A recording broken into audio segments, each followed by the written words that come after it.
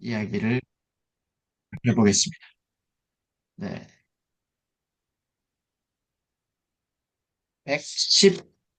110페이지부터 한 뭐 6, 7장 되는 내용이었습니다. 112페이지에 두려움을 조사하고 정의하기라는 내용이 이제 나오더라고요.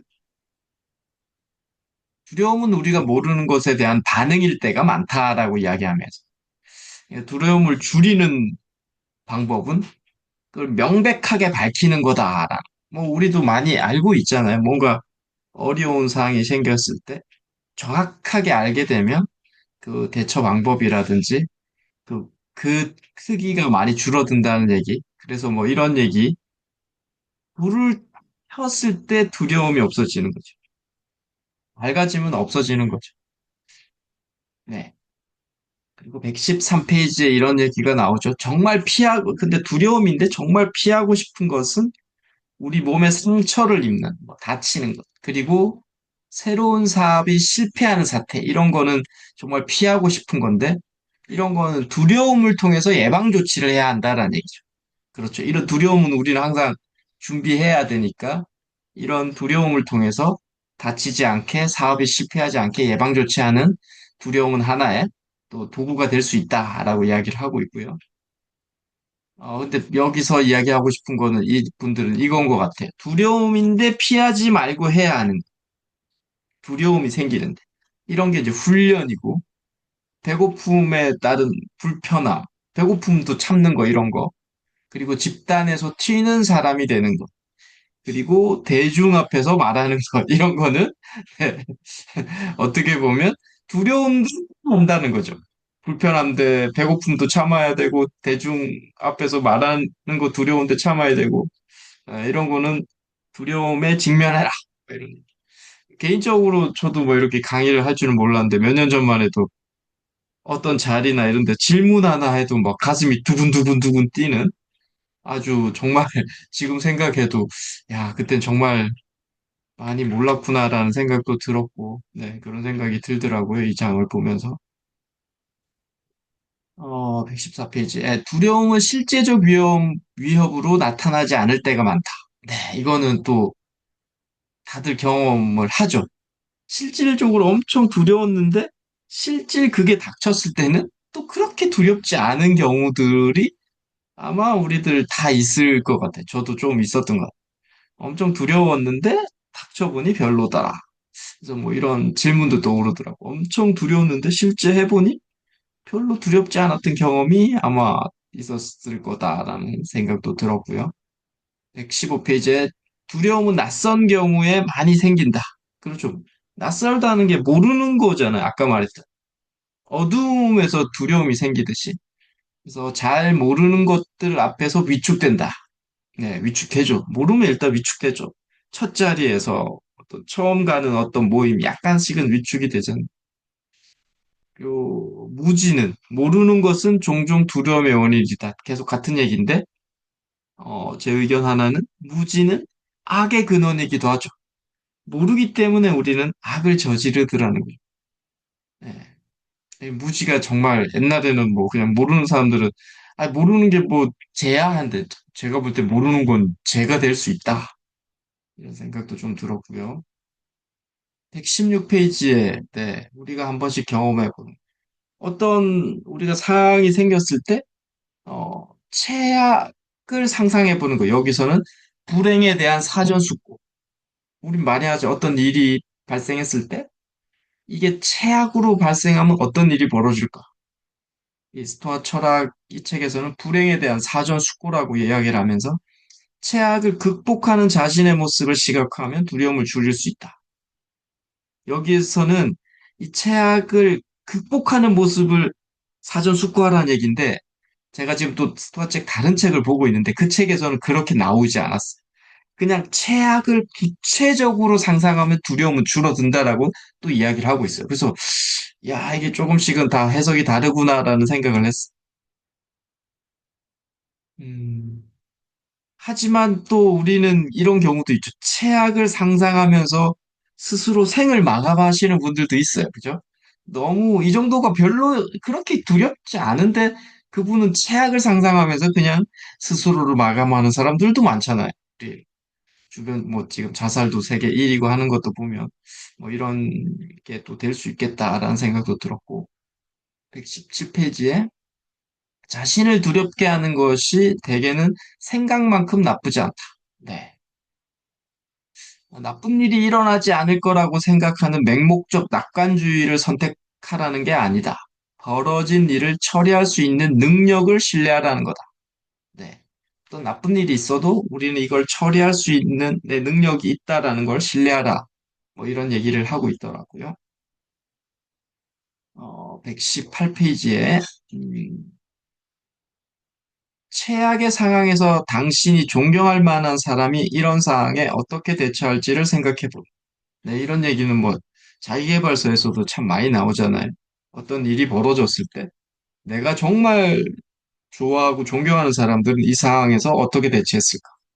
예수님은 어떻게 했을까? 석가모니는 어떻게 했을까? 소크라테스는 이 상황에서 어떻게 했을까? 뭐 이렇게 질문해서 그 사람들의 상황을 우리가 한번 따라해보자 이런 얘기 참 많았는데 현자들이나 성인들을 따라하자는 얘기잖아요.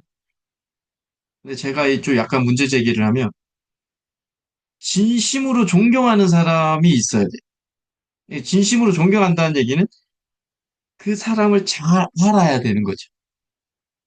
뭐 이렇게 종교를 가지신 분들은 뭐 예수님을 잘 알거나 부처님을 잘 알거나 하니까 좀 그래도 많이 이제 상세가 되는데 보통은 그런 뭐 종교를 가지신 분들도 또 잘 모르는 경우들도 많더라고요, 보니까. 그래서 존경하려면 잘 알아야 되는데 보통 우리가 잘 아는 사람은 제대로 없어요. 그래서 가족 정도만 자신이 잘 알더라고.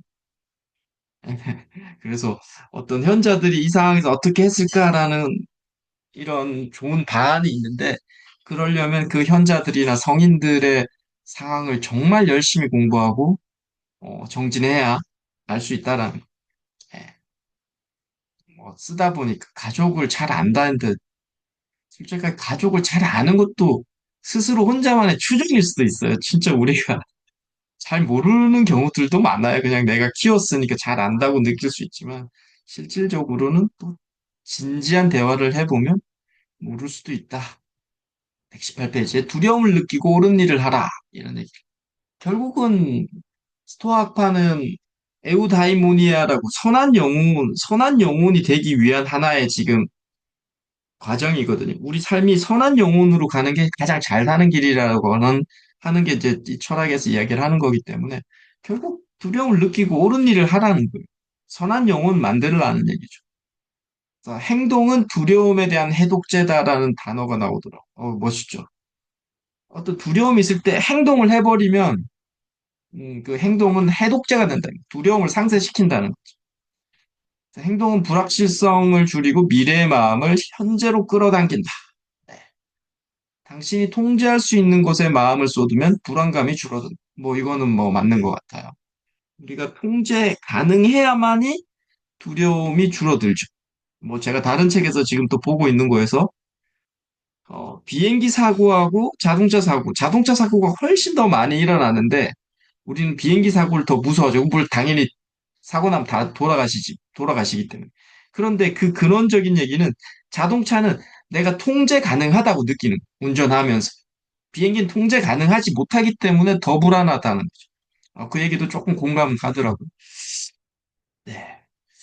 그래서 통제할 수 있는 상황이 오면, 네. 마음을 쏟으면 불안감이 줄어든다.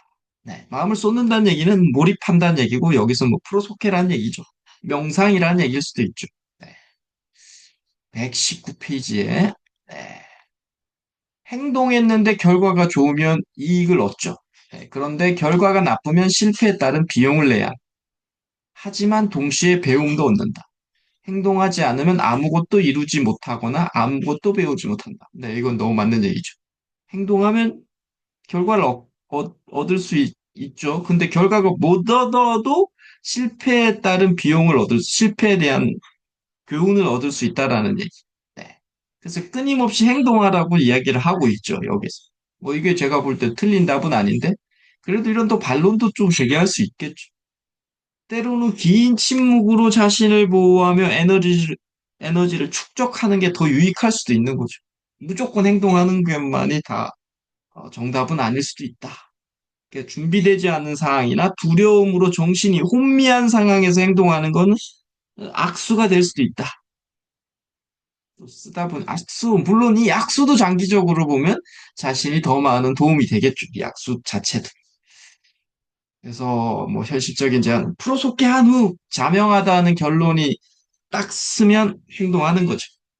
생각해보고 이거 자명하다, 진리다라고 생각하면 행동에 옮기는 게 맞죠. 네. 120페이지에 재앙이 될 수 있는 위험에 대한 노출은 최소화해야 한다. 즉, 빈번하지만 통제된 위험에 자신을 노출해야 된다. 네, 뭐 틀린 얘기는 아닌데, 네. 통제된 위험에 자신을 노출하다. 이런 게 결국은 어떻게 보면 훈련하는 거죠. 운동하고 이런 거죠. 내가 스스로가 힘든 상황에 빠져드는, 네.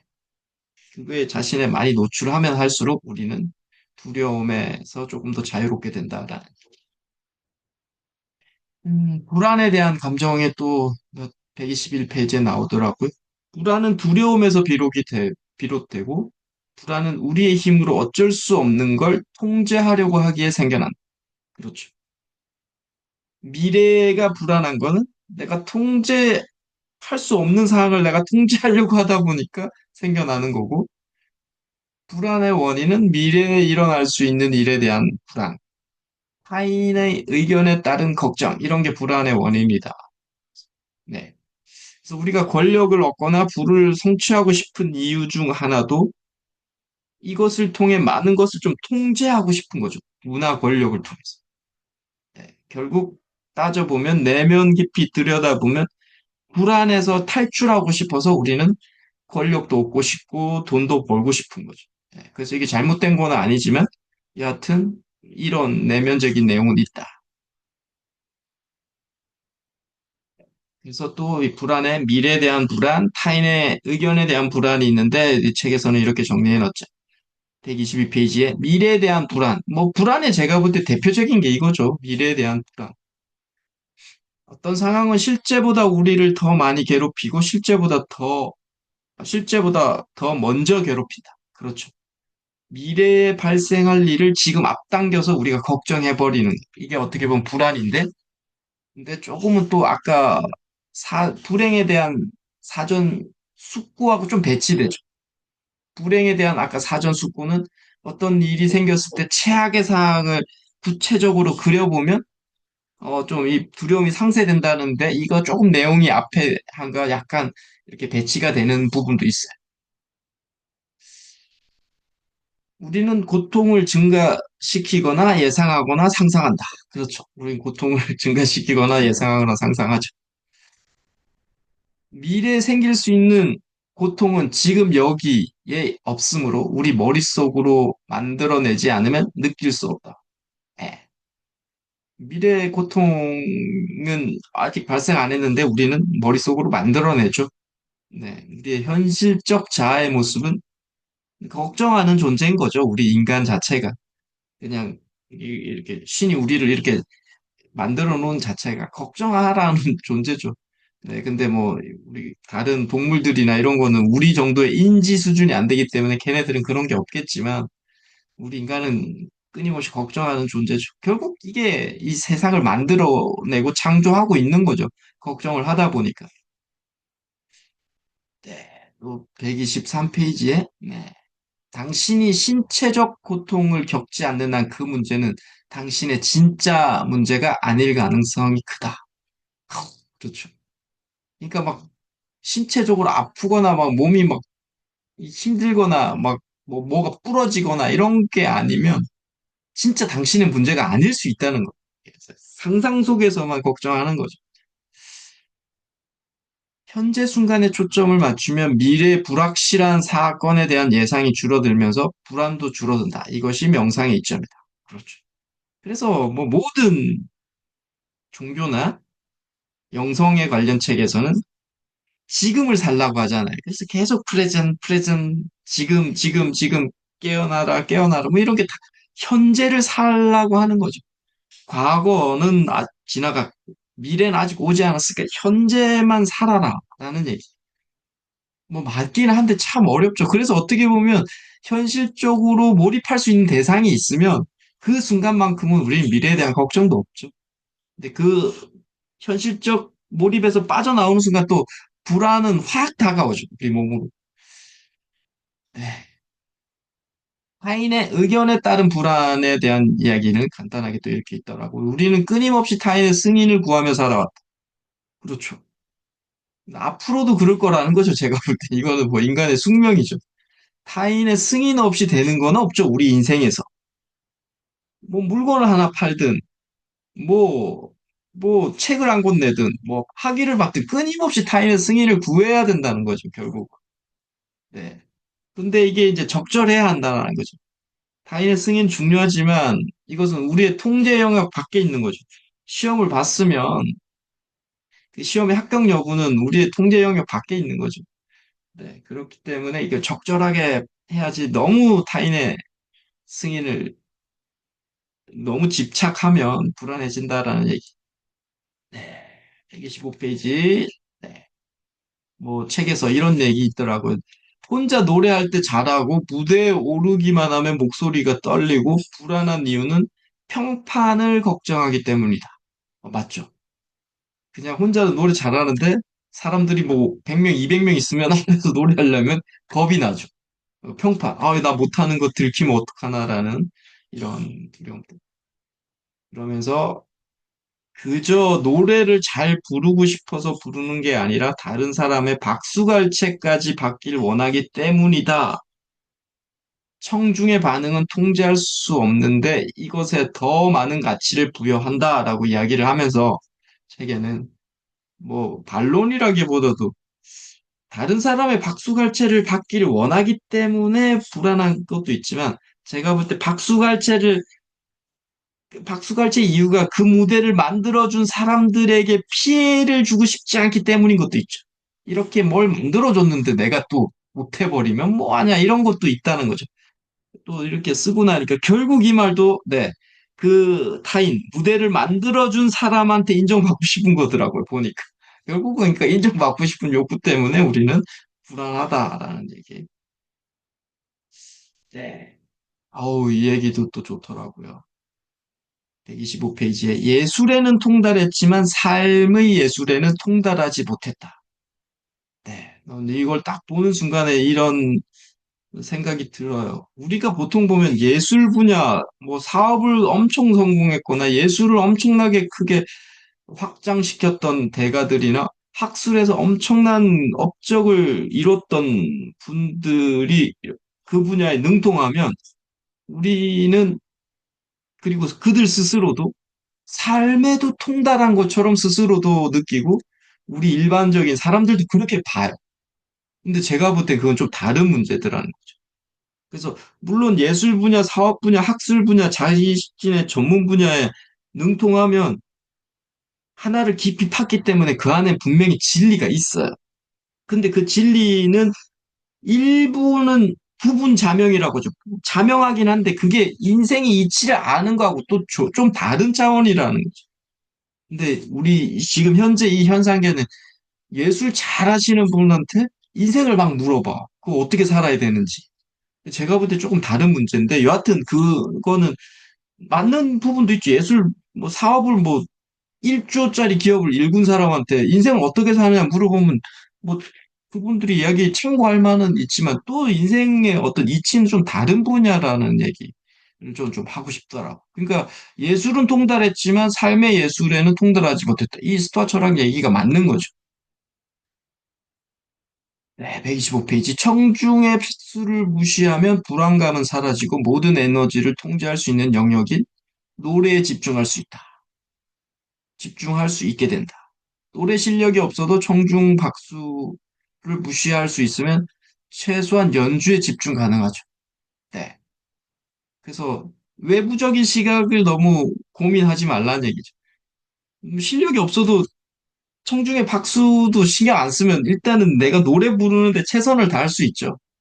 그건 또 맞는 얘기죠. 그래서 갑자기 이런 소시오패스가 또 떠오르더라고요. 외부의 인정이나 이렇게 공감 능력이 없는 이 소시오패스들한테는 어떻게 보면 이 친구들은 최소한 자신의 일에만 집중할 수 있는 또 그런 또 장점은 있는 것 같아요. 이 친구들을 제가 뭐 좋아하는 건 아닌 나쁜 놈들이긴 한데 여하튼 이 친구들은 공감 능력이 없는 친구들이기 때문에 그냥 그래서 이게 사업가들이나 이런 분들 소시오패스 많다고 하잖아요.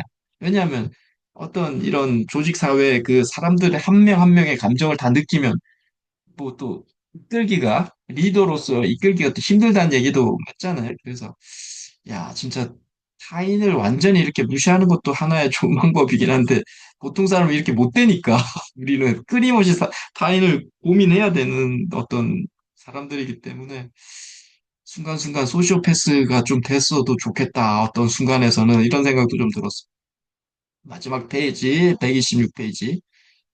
모든 외적 요소를 인정하는 것은 우리에게 힘이 된다. 음, 그것은 비이성적 불안과 두려움에서 우리를 해방한다. 그것은 그것은 우리의 모든 관심과 에너지를 우리의 행동에만 쏟게 해준다. 그러니까 모든 외부에서 오는 요소를 인정하는 거. 그러니까 이게 아모르 파티죠. 니체가 말해. 그냥 내가 떨어진 내 운명, 뭐 갑자기 뭐 불구자가 됐든 내 집안이 완전히 폐가 망신을 했던 이거 자체도 그냥 그대로 사랑하라는 뭐 말이 쉽지 뭐 실제로 어려운 얘기지만 여하튼 이런 얘기라 현재 운명을 그대로 수용해버려라는 얘기 똑같은 거죠. 그러면 힘이 되는 거죠. 그건 우리한테 동력이 될 수 있다라는 아모르 파티 자신에게 펼쳐진 운명을 받아들이거나 아니 사랑까지 해버리라는 얘기 결국 같은 얘기를 하고 있더라. 네, 마지막 분노. 네, 누군가가 당신을 모욕하거나 매도한다는 생각이 들 때 그 느낌에 휩쓸리지 마라. 당신에게 상처를 주는 건 그들의 행동이 아니라 당신의 판단임을 잊지 마라. 에픽텍토스의 이야기입니다. 그쵸. 이승입니다. 네. 소장님은 또 어떻게 이번 주 읽었는지 이 내용을 한번 또 이야기를 해주시면 좋겠습니다.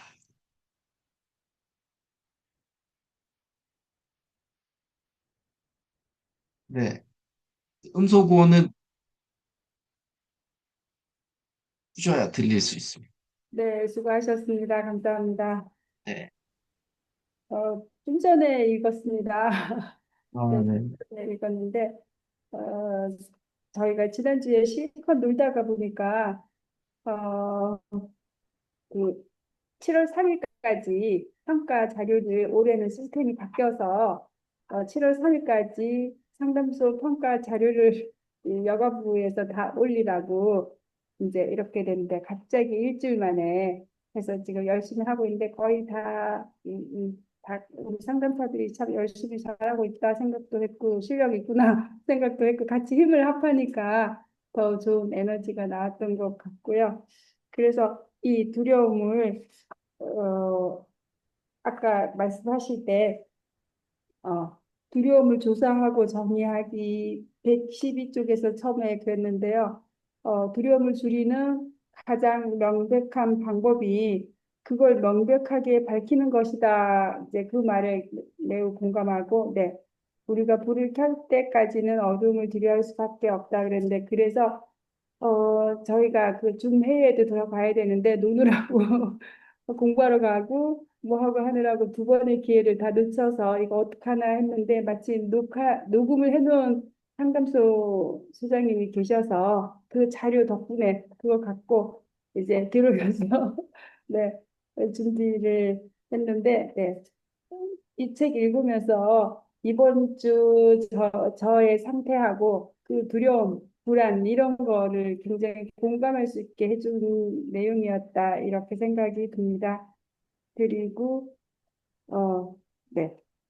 그다음에 위험 평가를 해보아야 한다 그랬는데 평가 저희도 지금 상담소 3년 동안 일한 거를 여성가족부에서 평가받기 위해서 전국에 이런 기관이 432곳이 이제 7월 3일까지 자료를 다 올리고 기존에 96점 평균이 96점이었다는 거 말이 안 된다.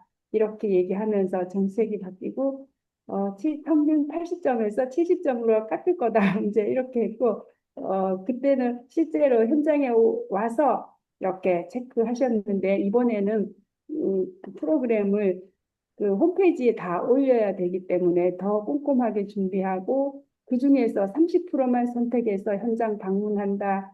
그래서 다 긴장하고 열심히 했는데 그래도 이렇게 그 자료를 명백하게 검토하고 하면서 할 수 있다, 할 수 있겠다 하고 같이 힘을 모아서 하니까 불안도 줄어들었고 두려움도 줄어들었습니다. 네. 그리고 또 그 다음에 두려움이 있고 무지는 악의 근원이기도 하다고 115쪽에서 말씀하셨는데 두려움 준비하면서 네, 말씀에 공감합니다. 모르는 것이 네, 악이 될 수 있다는 것, 명언이 될 수 있다고 생각하고요. 또 아는 것이 힘이다 그런데 모르기 때문에 악의 근원이 될 수 있다는 말이 멋있는 말이라고 생각이 되었습니다. 그리고 넘겨보면 사전 숙고, 네. 최악의 시나리오 북부에서 사전 숙고, 두려움을 거리를 두고서 보도록 가르침으로써 두려움에 대한 논란 요소를 제거해 준다. 두려움 제거하고 그다음에 또 불안, 어, 그 심리학자 중에서 어, 심리학자 누구지? 저기 생각도 안 나네요. 그래, 그 심리학자가 어,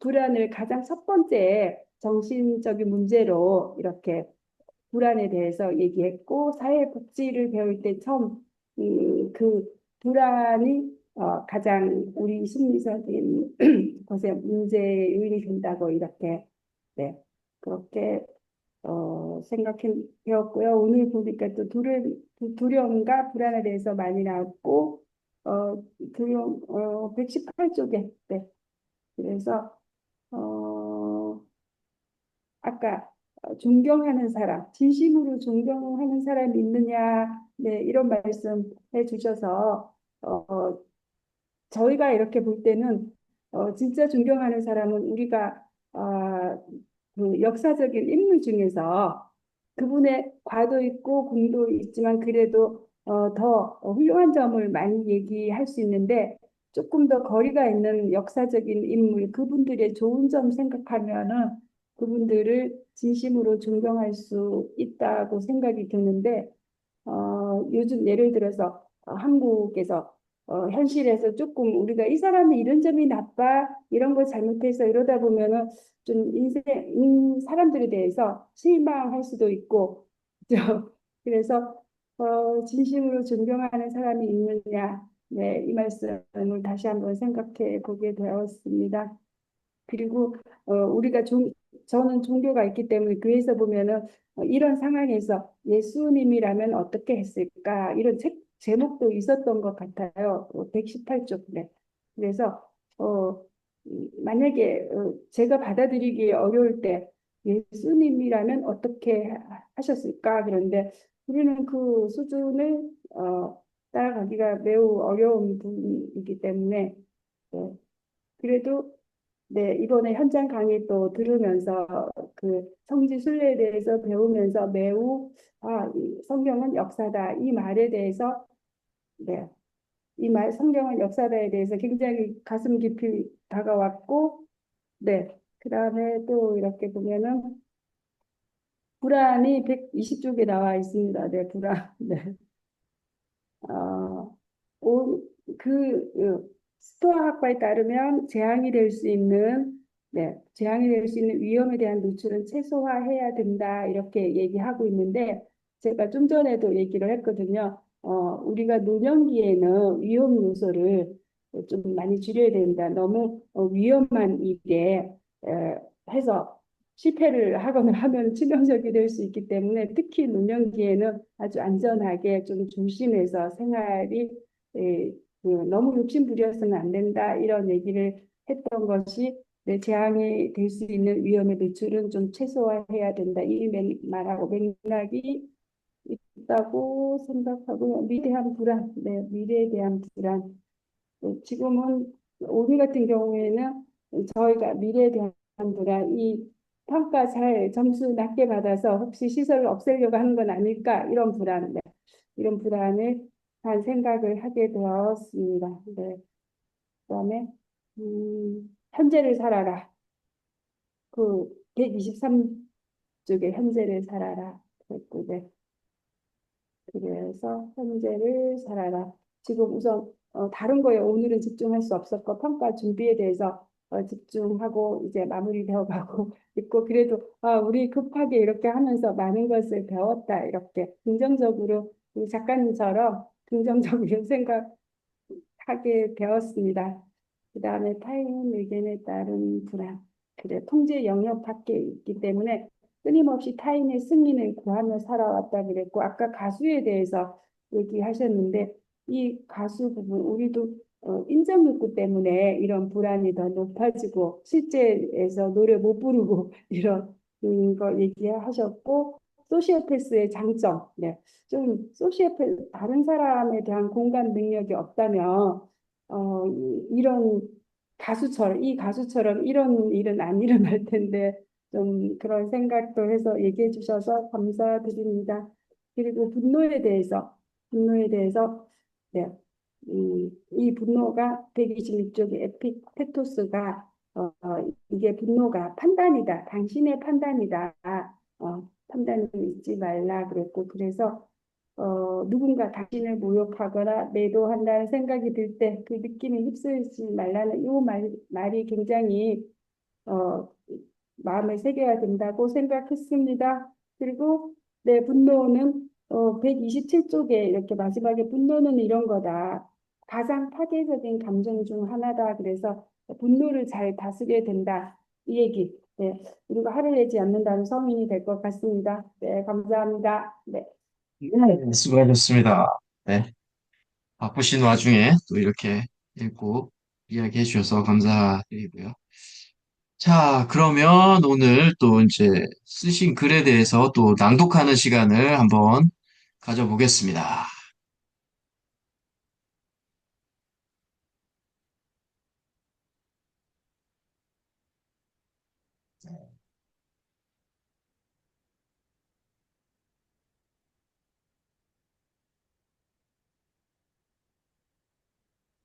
네. 저는 출력을 했습니다. 읽어주십시오. 네. 아, 작가님께서 이렇게 써놓으셨는데, 감정과 느낌을 조금 줄이면 더 좋겠습니다. 제가 그거 보면서, 아, 훈련이 아직, 훈련이 너무나 많이 필요해. 이런 생각했습니다. 네. 그리고 지혜가 부족한 것 같다. 이런 생각도 하고, 그냥, 네.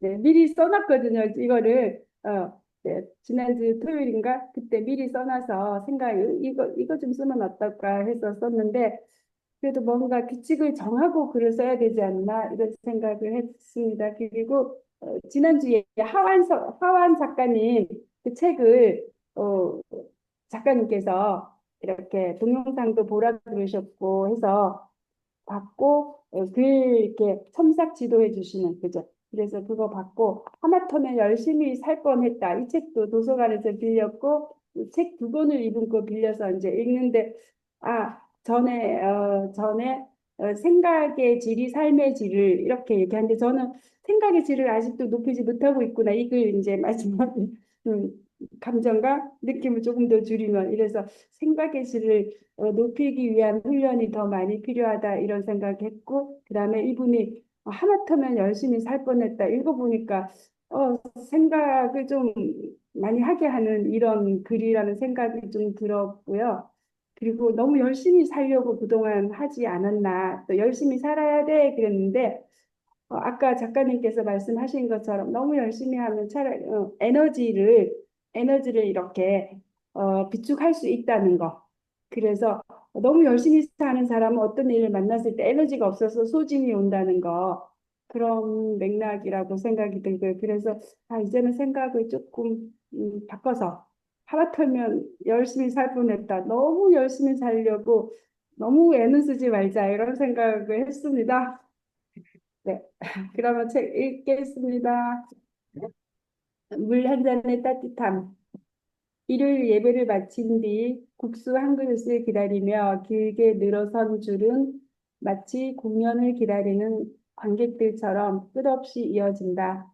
기대와 인내가 교차하는 사람들의 얼굴 사이로 유모차에 앉은 아기는 과자를 손에 들고 조용히 먹는다. 배구쟁이 꼬마는 기다림이 지루한 듯 엄마 다리에 매달리고 배고픔에 칭얼거리기도 한다. 그 풍경조차 정겹고 익숙하다. 천천히 한 걸음씩 앞으로 나아가는 기다림 속에서 나는 성경책을 꺼내 몇 장을 읽는다. 지나가는 익숙한 얼굴들과 스치는 인사들이 이 기다림을 은혜로 바꿔준다. 창밖 너머로 보이는 풍경 속에서 솔밭 정원에는 사람들이 비빔밥을 미리 지어서 나눠 먹고 있다. 점심 한 끼니를 때우기 위해서 서 있는 긴 줄은 한 걸음 한 걸음 앞으로 전진한다. 아침내 국수 한 그릇을 받아 자리에 앉는다. 김이 모락모락 피어오르는 그릇을 앞에 두고 급히 한 젓가락 후루룩 삼키던 중 사례가 들어 기침이 터져 나온다. 순간 당황스러운 마음에 머뭇거린다. 그때 앞자리에 앉았던 청년이 조용히 일어나 저 멀리 있는 물통으로 가서 물을 컵에 담아 양손에 들고 돌아온다. 한 잔은 내 앞에, 또 한 잔은 옆자리 여성에게 조심스레 내려놓는다. 아무 말 없이. 그러나 따뜻한 마음을 담아 건네는 그 모습이 6월의 실록처럼 신선하고 아름답게 다가왔다. 어머, 고마워요. 뜻밖의 배려에 나는 감사의 인사를 전했고, 청년은 환하게 웃으며 고개를 끄덕였다. 나는 그가 전한 물 한 컵을 마시며 마음이 잔잔히 울렸다. 국수를 천천히 음미하듯 먹으며 그의 친절이 내게 남긴 깊은 감동을 되새긴다. 국수를 급하게 먹지 말아야겠다. 누군가 기침을 하며 사례가 든다면 나도 조용히 일어나 물을 건네야겠다. 그 옆에 또 다른 사람이 있다면 두 잔을 들고 갈 것이다. 말없이 그러나 따뜻하게 오늘 만난 그 청년처럼 조용히 놓인 물 한 잔에서 그 안에 담긴 따뜻한 마음은 얼마나 큰 위로가 되는지 나는 사람의 마음이 얼마나 따뜻할 수 있는지를 배웠다. 그리고 그 따뜻함이 어떻게 다른 따뜻함으로 이어지는지를 아름다운 감동을 가슴 깊이 새겼다. 어우, 잘하셨습니다. 네, 네. 네, 글도 읽고 또 이야기 좀 하겠습니다. 저도, 네, 음, 이거를, 제 영혼의 길, 네, 이거 한번 읽어보겠습니다.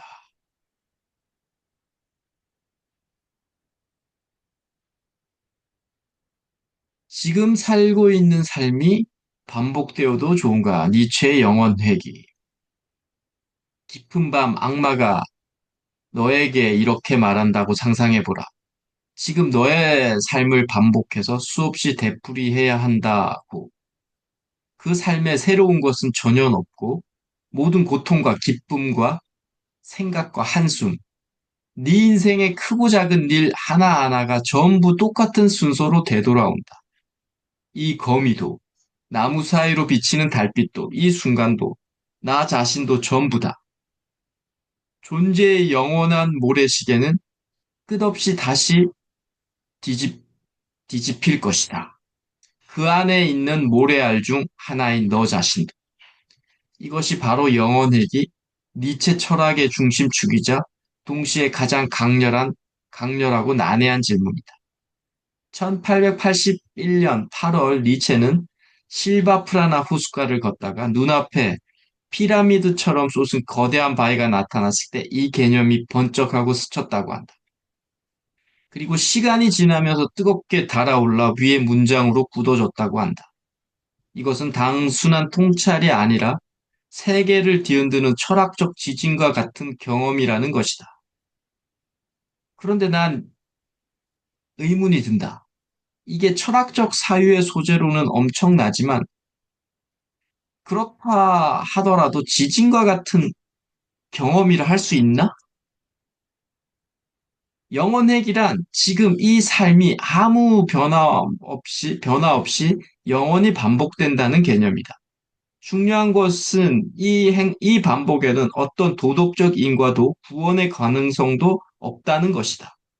니체는 우리가 다시 태어나 다른 삶을 사는 윤회가 아니라 지금 이 삶이 다시 그대로 반복된다는 사고 실험을 제시한다. 거미도 나무 사이의 달빛도 지금의 이 고통과 기쁨도 모두 매번 정확히 되풀이 된다. 여기엔 해피엔딩도 없다. 언젠가 별을 찾을 거라는 희망도 없다. 꿈꾸는 별을 결국 찾지 못할 것이며 그 실패마저 영원히 반복된다. 그럼에도 이 사상이 끌어당기는 이유는 단순하다. 우리는 묻게 된다. 지금 내가 살고 있는 삶이 지속적으로 반복되어도 좋은가?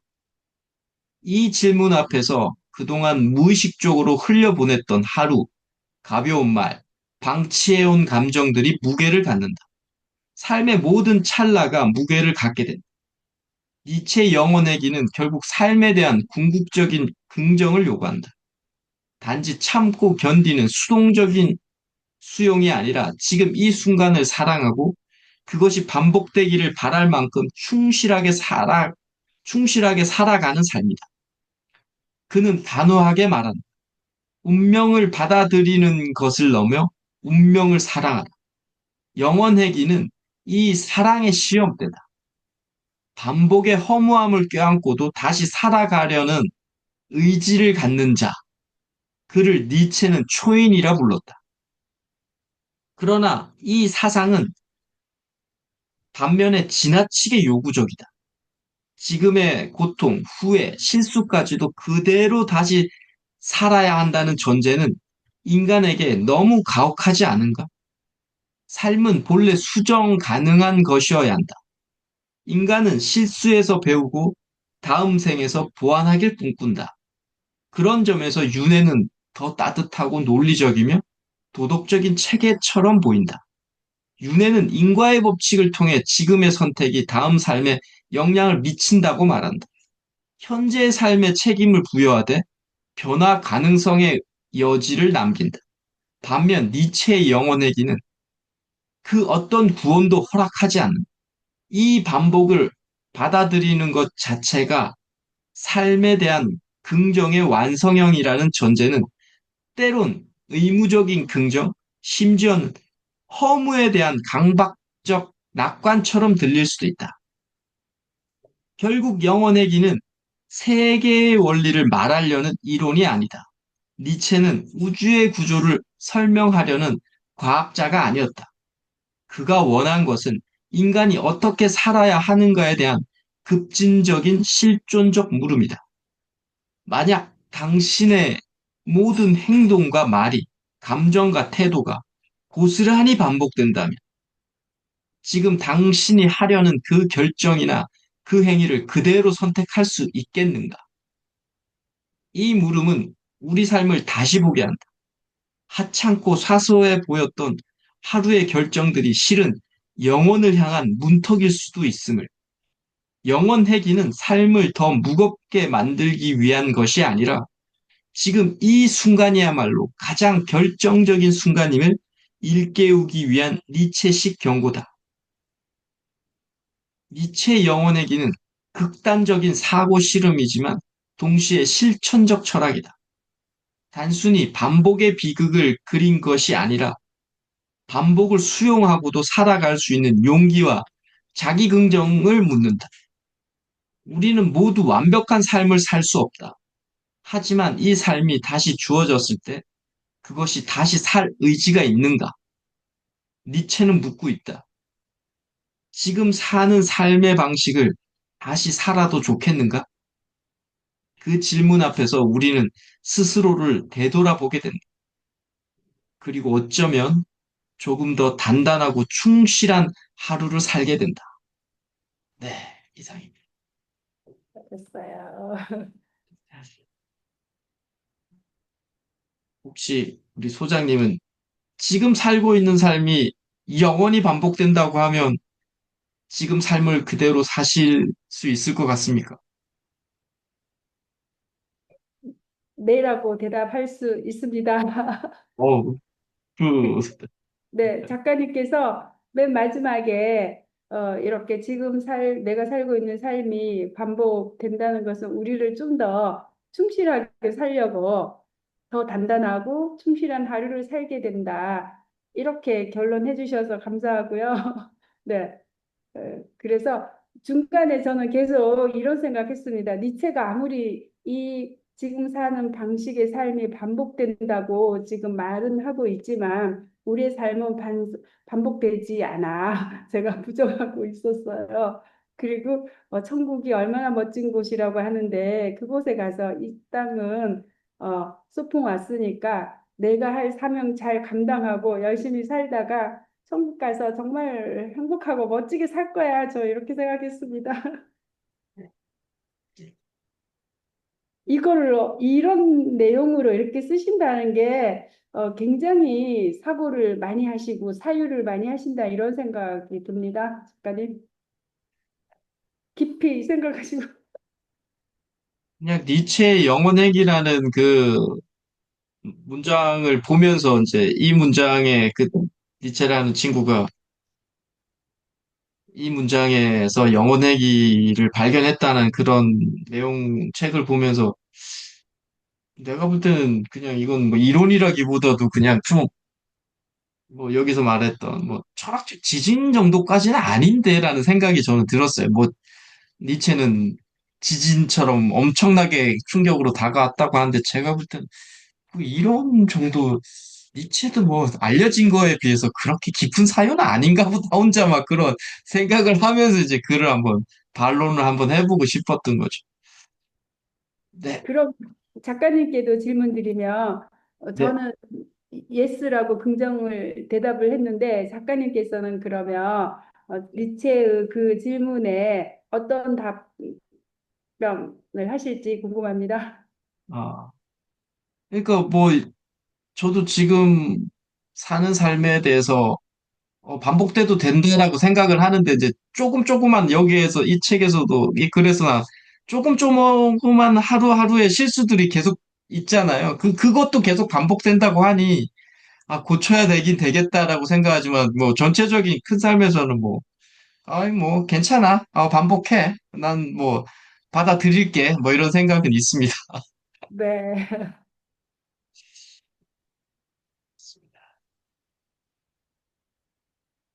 네. 아, 우리 물 한 잔의 따뜻함. 네. 네.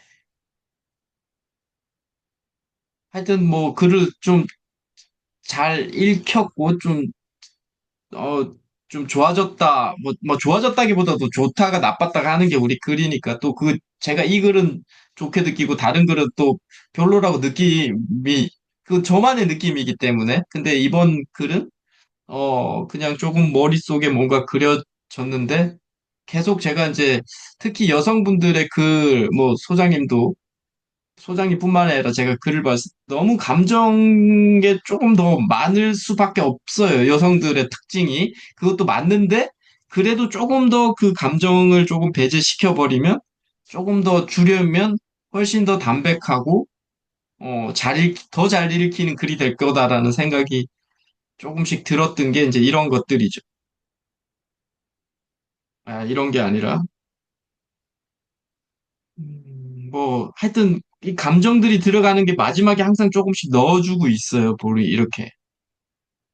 아니, 음, 네. 뭐, 이렇게, 뭐, 6월의 실록처럼 뭐, 선하고 아름답게 다가왔다. 이런 얘기들이 이제 약간의 감성적인 것들이거든요.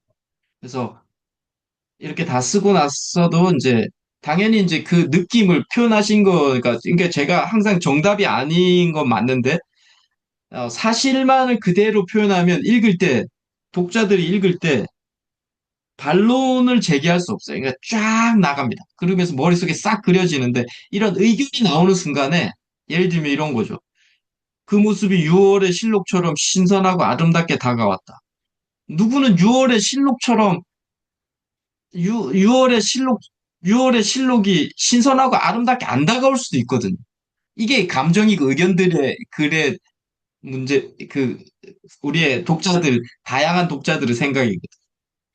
근데 예를 들면 이 앞에까지만 보면 여기에서는 반론이 없죠. 반론을 제기할 수 있는 게 없죠. 청년이 조용히 멀리서 물통 갖고 와서 양손에 들고 와서 한 잔은 내 앞에, 한 잔은 옆자리 여성에 조용히 내려놓았다. 그냥 사실을 그대로 쓴 거예요. 담백한 거죠. 여기서 반론이 있을 수 없죠. 그랬구나. 네. 이런 담백함, 그러니까 의견이나 감정이 많이 배제된 글을 볼 때 우리는 보통 그래요. 아, 잘 쓰네라고. 글 잘 쓰시네, 이 양반. 이렇게 느낍니다. 그 지금 하한이라는 그 작가가 그 저번에 제가 지난주에 했던 그 어떤 여성분의 글을 이렇게 수정하는 그 제가 보내드렸는데 그것도 보면 그 여성분이 글을 제가 잘 쓴다고 했던 게 그 안에 자기 의견이 많지 않아요. 사실을 그대로 그대로만 적시해놔요. 음, 그리고 이제 하한이라는 작가가 이제 그거를 조금 더 이제 담백하게 글을 고쳐놓는 이제 그런 거거든요. 너무 디테일한 거 빼고 막 그런 것들이잖아요. 그래서 그렇게 쓰시면 좋겠다. 네. 뭐 이런 거죠. 그의 친절이 내게 남긴 깊은 감동, 친절이 내게 남긴 깊은 감동을 되새긴다. 예, 이런 게 의견들이고 감정들인 거예요. 그냥 이까지 해도 되는 거죠. 내 마음이 잔잔히 울렸다까지 해도 같은 얘기거든요. 음, 나는 그가 전화한 물컵 한 잔을 마시며 마음이 잔잔히 울렸다. 감동 받으신 거예요. 근데 또 뒤에 그의 친절이 내게 깊은 감동을 되새긴다. 예, 반복이기도 하고 의미에 또 감정이 그대로 또 나타나 버리는 의견. 그래서 이런 거는 빼시면서 예, 하면 훨씬 더 담백해질 거다라는 생각이 네, 듭니다. 감사합니다. 네,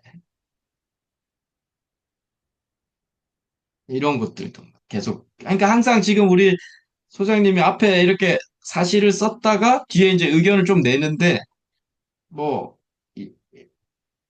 다 쓰고 나시면 이게 이제 초고를 쓰시고 나시면 퇴고하실 때 제가 계속 반복했지만 의견 감정을 내가 제외해보겠다 생각을 한번 해보시라는 처음에 이렇게 쓰셨더라도 이거 네, 두 개를 한번 비교해 보시는 거죠.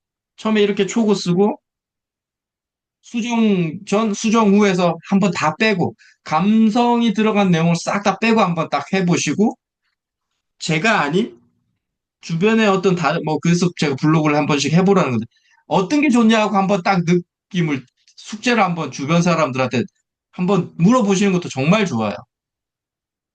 아니, 그게 우리가 글이 발전하는 방향이잖아요.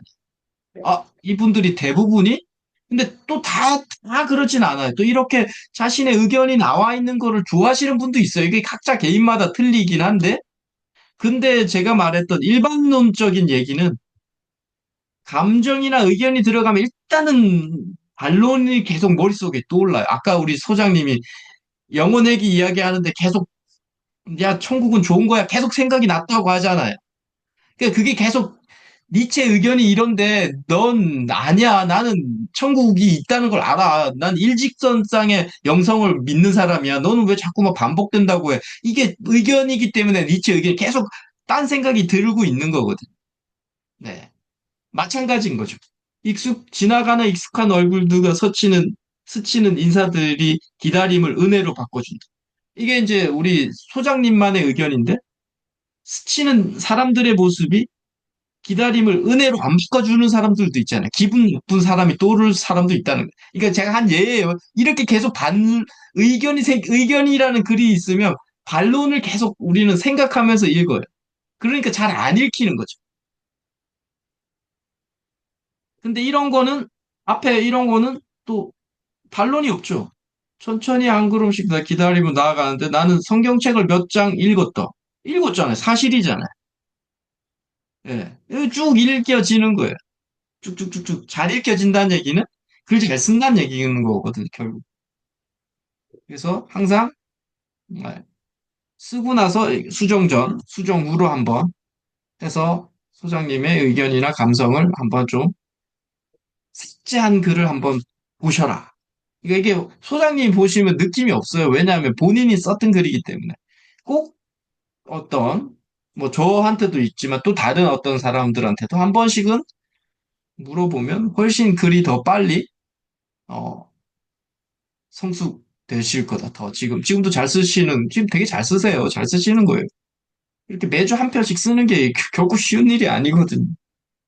잘하고 계신 작가님, 거죠. 작가님이 계셔서 억지로 합니다. 그래서 지금 우리가 이걸 하고 있는 거잖아요. 이렇게 안 하면 안 할 거라고 생각하기 때문에. 저도 그 충분히 공감하고요. 그래서 지금 잘하고 계신 겁니다. 이렇게 지금 계속 이렇게 한 편씩 뭐 지금 또 바쁘신데도 이렇게 하신 거면, 네, 잘하고 계신 건데, 네, 조금 더 잘할 수 있는 제가 이제 팁을 조금씩 더 드리는 거고요. 네, 감사합니다. 네네, 좋습니다. 네.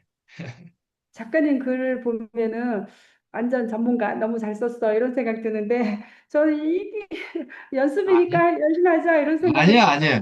제가 지금 오늘 읽었던 것도 철학에 대한 이야기이기 때문에 좀 잘해 보이는 거일 뿐이죠.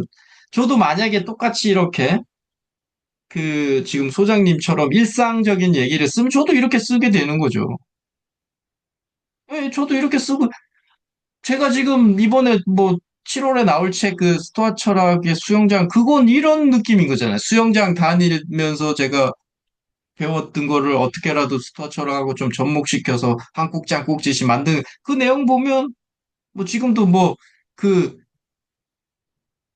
저기 편집자가 막 뭐 빨간색 줄 착 잡고갖고 보내오는데 상처 받아요. 그거 어떻게 고맙진 않은 그냥 고맙다고 생각하지. 근데 상처는 상처야. 쫙 꺼가지고 막 다 고쳐놨어요. 그래서 아 고맙다 하면서도 아직 멀었구나 글쓰기에. 그러니까 저는 글쓰기 전문가는 아니고 약간 이제 그 영성적인 거나 철학 전문가를 지향하는 사람이긴 한데 여하튼 그 글은 저도 이렇게 쓰고 있는 거예요. 소장님처럼 이렇게 수영장 갔는데 누구 강사가 어떤 얘기했고 이렇게 했고 이런 그럼 똑같아요. 지금 소장님하고 다를 게 전혀 없습니다. 그래도 작가님 대단하세요. 네, 그렇지 않아요. 그냥 뭐 계속 그냥 읽고 쓰고 하는 거를 그냥 하고 있으니까 그런 거죠. 그냥 소장님처럼 뭐 이렇게 센터를 운영하고 이런 게 아니라 저는 그냥 매일 읽고 쓰고 생각하고 그냥 도인이 되고 싶고 막 현자가 되고 싶고 이 꿈으로 그냥 계속 하니까 이렇게 좀 하는 거죠. 뭐 대단할 거 하나도 없어요. 전혀. 말씀드렸잖아요. 몇 년 전에 질문 한 번 하기 위해서 엄청나게 고민을 많이 했어요. 덜덜덜덜덜덜 떨려가지고. 지금 제가 이렇게 뭐 강의도 조금씩 하고 하는 것도 제가 지금도 믿기지 않아요. 제가 뭐 이렇게 강의를 하나? 질문 하나 하는 것도 덜덜덜덜 혼자 막 엄청 떨고 했던 사람인데, 예. 근데 이제 이렇게 영성이나 철학이나 이런 어떤 나만의 어떤 이런 좀 기준이 좀 명료해지다 보니까 어떤 누구의 의견도 두렵지 않고 이러다 보니까 이제 뭐 질문하면 답해주고 내가 질문할 수 있는 용기가 생긴 거죠. 예. 결국 뭐 읽고 쓰고 했기 때문인 거죠, 뭐. 그래서 아까 니체가 그 반복된다는 그 의견은 그냥 의견일 뿐이야, 생각일 뿐이야 이렇게 할 수밖에 없는 게 음, 작가님께서도 나는 이렇게 강의를 할 거라 생각도 못했었는데 몇 년 전에는 이렇게 내 생활이 바뀐 거잖아, 그죠? 그래서 니체의 그 말이 제가 공감이 안 되는데 작가님께서 마지막 부분에 오늘을 더 나은 삶으로 충실히 살으라는 그렇게 해주셔서 그래 이 말은 맞아 이제 그렇게 했습니다. 네. 네. 니체가 이 영원 회귀가 니체의 중심적인 사상인데 제가 볼 때 이 친구도 지금 이렇게 사소한 일까지 다 반복이 되니 네 인생에서 연급적으로 반복이 되니 하루를 잘 살란 얘기를 하고 있는 것 같았어요. 저도 니체도. 이게 어떻게 같은 얘기가 끝이 반복이 된다고 저는 생각이 안 들거든요. 근데 이게 니체의 중심 사상이에요. 얘는 근데 그래서 진짜 이게 마음 먹는 거 하나, 그냥 내가 손짓 하나도 똑같이 반복된다고 하는 거예요. 이 영혼 회귀는. 그러니까 이 손짓 하나도 얼만큼 신중해야 되는지를 말하는 거죠. 누구 손가락을, 누구한테 눈빛을 나쁘게 주는 것도 반복된다는 거예요. 내가 저 사람을 경멸하는 눈빛을 저 친구는 인지 못하였지만 나는 경멸할 수 있잖아요. 그러니까 그런 것까지 반복된다는 거예요. 그러니까 그렇게 하지 말라는 거예요. 니체는. 제가 볼 때 영혼 회귀는. 왜? 네가 그렇게 경멸하는 것까지 반복되는데 너 그 경멸할 거야? 안 하고 싶잖아요. 그게 수억 번이 반복된다고 하는데 그 나쁜 감정을. 그러니까 지금 이 순간에 그 작은 하나도 되게 충실하게 오늘 살아라는 얘기를 니체는 하고 있는 것 같더라고요. 제가 그냥 해석할 때는. 네. 네, 성경에 보면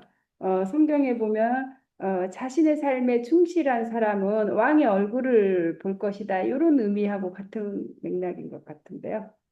충실하면 자신의 내 얼굴을 삶에 본다? 자신의 일에 충실하면 왕을 뵐 수 있다고 뭐 이런 내용이 있었거든요. 열심히 혹시, 살으라는 그 얘기인 것 같아, 그것도. 아, 예. 근데 여기서 혹시 왕은 누구예요? 그냥 그 시대의 왕이에요? 그 사람이 살고 있는 시대의 왕을 그런 보는 것 거라는 같았어요. 얘기인가요? 네네, 그런 것 같았어요. 아, 충실히 살면 이렇게 또 높은 사람, 고귀한 사람이 될 수 있다 이런 음. 얘기고 열심히 살아라 이런 말인 것 같은 느낌이. 네네네. 같은 얘기인 것 같네요. 네네. 네. 그러시네. 좋습니다. 바쁘신 거 7월 3일까지 열심히 바쁘시게 하시고, 네. 네. 여하튼, 네. 7월 달에는 그래도 투구 한번 하셔야죠. 아, 네. 제가 제 자신을 보면 많이 배워야 돼. 이래갖고 멀었어 이런 생각. 많이 배우는 거는 어차피 계속 많이 배우는 거는 뭐 우리 소장님의 기본 성향이 배우고 싶어 하는 열정은 뭐 어떤 사람들보다 뛰어나다는 거 저도 충분히 느꼈고요. 배우는 건 배우더라도 그래도 또 투고는 투고를 하셔야 그래도 조금 더 한 번 더 자기의 뭐 한번 무너짐도 느낄 거고 아직 멀었구나 또 객관적인 시각에서 한번 하지만 근데 우리는 그거를 그냥 난 그거 생각하고 있었어 라고 생각하면서 또 도전하는 그게 이제 또 여기에서 말하는 두려움을 우리가 직면하는 거 네. 두려움을 직면하셔야죠. 네, 네. 한번 해보겠습니다. 네. 얼마나 망신당할지. 아니 그러니까 뭐 네. 700군데를 다 안 하시더라도 그냥 뭐 한 뭐 100군데 200군데만이라도 그냥 또 한번 트라이 한번 해보시는 것도 그냥 제가 말씀드리는 거예요. 두려움을 직면하는 연습을 한번 해보시라는 거예요. 어떻게 보면 이런 글을 써서 두려움에 직면하는 상황은 지금은 소장님 안 겪으셨잖아요. 글 네. 써가지고 이렇게 투고해보는 거 안 겪으셨으니까 네. 한번 겪으셨으면 제가 이런 얘기 안 하죠. 근데 한 번도 안 했던 거 이번에 이제 수업을 통해서 네. 하니까 한번 겪자. 그래. 창피함의 극이 뭐냐? 내 자존심이 어디까지 무너지냐 보자. 이렇게 한번 네. 상수로 생각하시고 한번 해보자는 거죠. 네. 준비하면서 또 성장하겠죠? 아유, 엄청 성장합니다. 제가 장담합니다. 네. 네, 네. 감사합니다, 작가님. 감사합니다. 네. 그 다음 주는, 네. 네,